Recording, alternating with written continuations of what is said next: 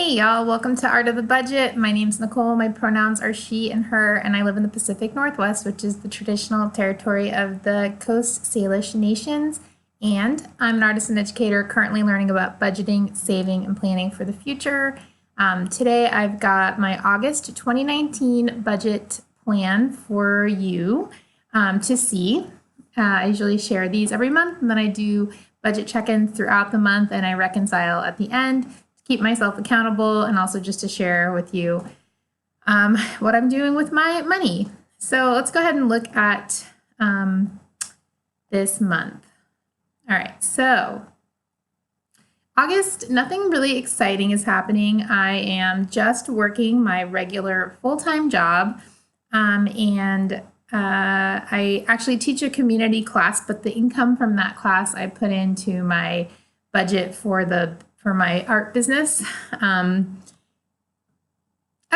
don't know. I guess I'm just trying to reserve that money for my art business side of things so that I can keep those budgets separate. If you go back and look in earlier videos, I did have a studio section in this personal budget. And so I just, when I have income that's like specifically art related, I just put it into that budget so that I don't have to take it out of this budget, if that makes sense.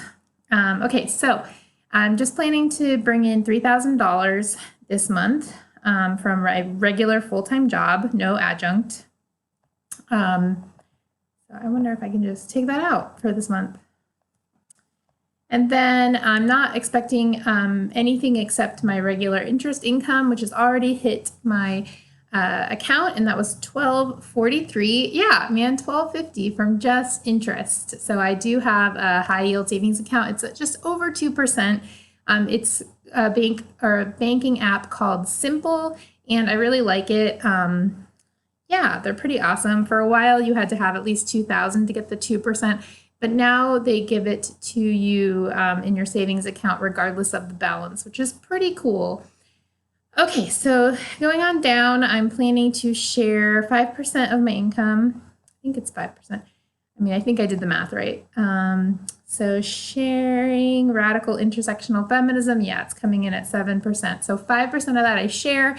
I have a few organizations that I share with on a regular monthly basis, and I will talk about them in the first budget check-in this month because they come out at the beginning of the month.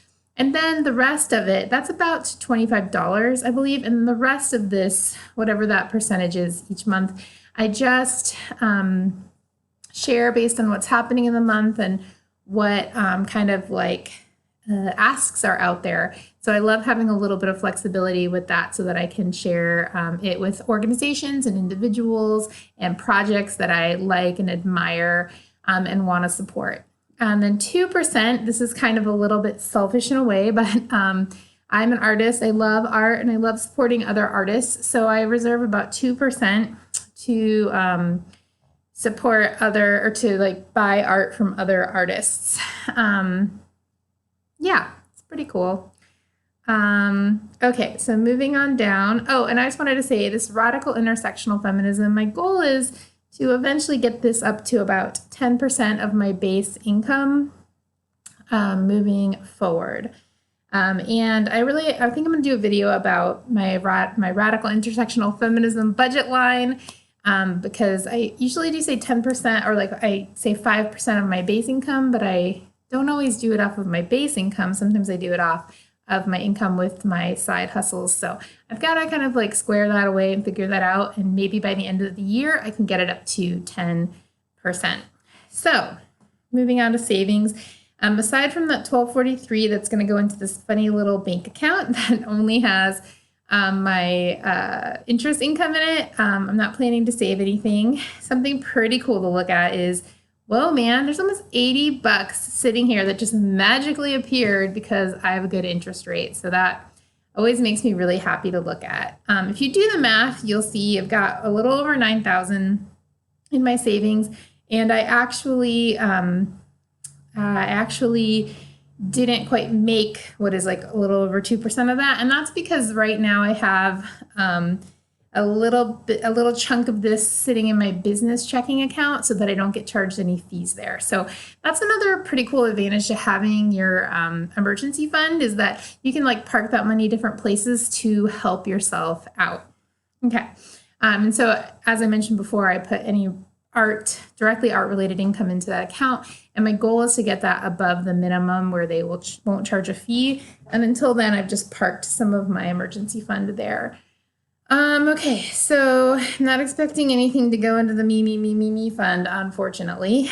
I am going to pay for this investment.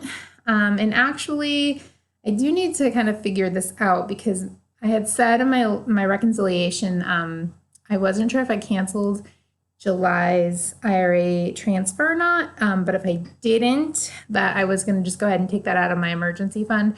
So at some point, I will reconcile that into this, and this will actually be $1,000 that goes in, because it did go through, and I'm not, instead of, it's worth it for me, I guess, to put it in. I was going to catch up later anyway, so it's like 6 of one, half a dozen of the other.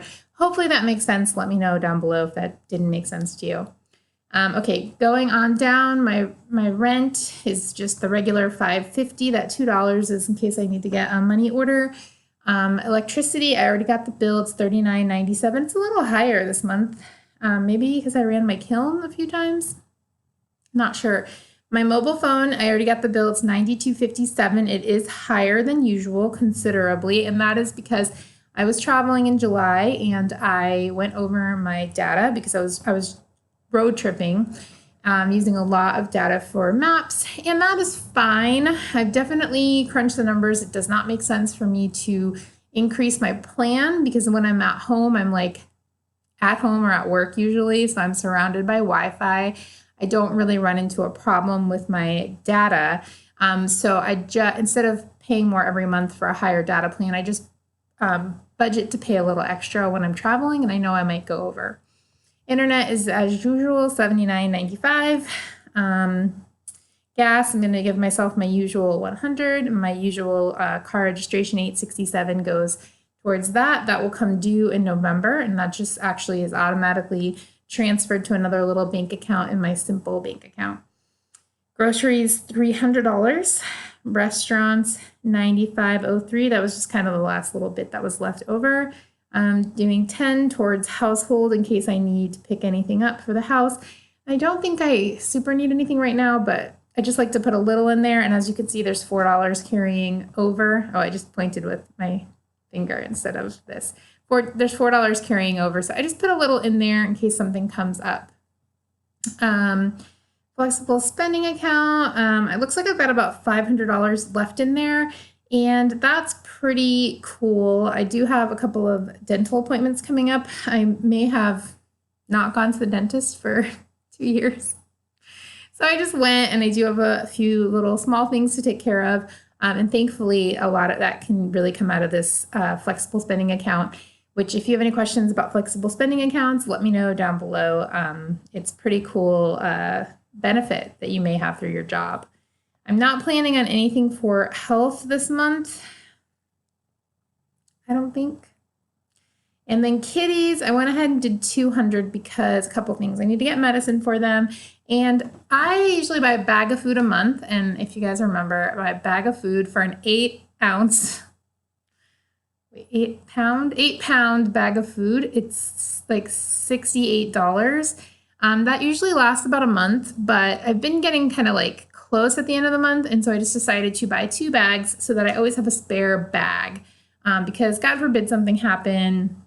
I mean, I can usually go to the vet, but if I like really need it, and I do have it sent through Chewy, so in any case, I just feel like it's good to have an extra bag around in case for some reason I couldn't pick up food for my cats, and because one of them is on they're both on special diets. Anyway, they're very high maintenance.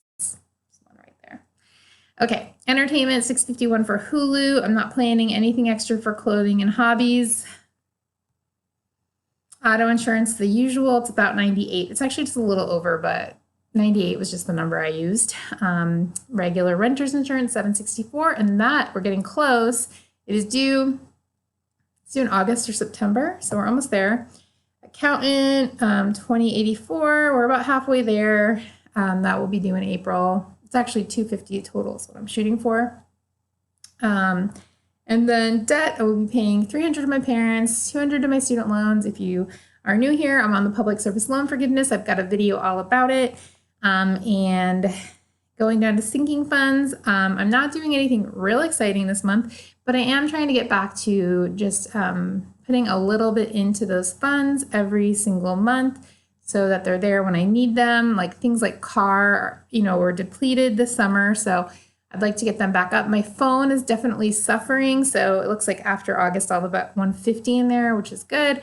But I think phones are a little more expensive than that. So it's definitely on its last leg. I'm going to squeeze every little piece of life out of it. But anyway, yeah, so I'm just putting a little bit into all the funds. Health fund, that's for like medication, like allergy medication, cat fund, car fund, tech fund, gifts, just kind of getting ready for the holidays, and then clothing and shoes and upcoming travel. As you can see, I've got these numbers next to each of them, and that's like the amount that I would love to have in there one day. And I hope that as I'm working in fall, more details coming, and I've got a little extra income, even on top of my regular adjunct income, that I'll be able to really stuff some of those full. And I might actually even be revamping my sinking funds to reflect some of my intentional spending goals and to reflect some of my sort of moving forward in life goals. So, that will be more to come, more info to come. Okay, so that is my plan for August. Let me know down below. Do you have your plan for August ready? Are you funding anything interesting? Do you have anything exciting coming up in August? If so, I'd love to live vicariously through you. So let me know down below. All right, thank you so much.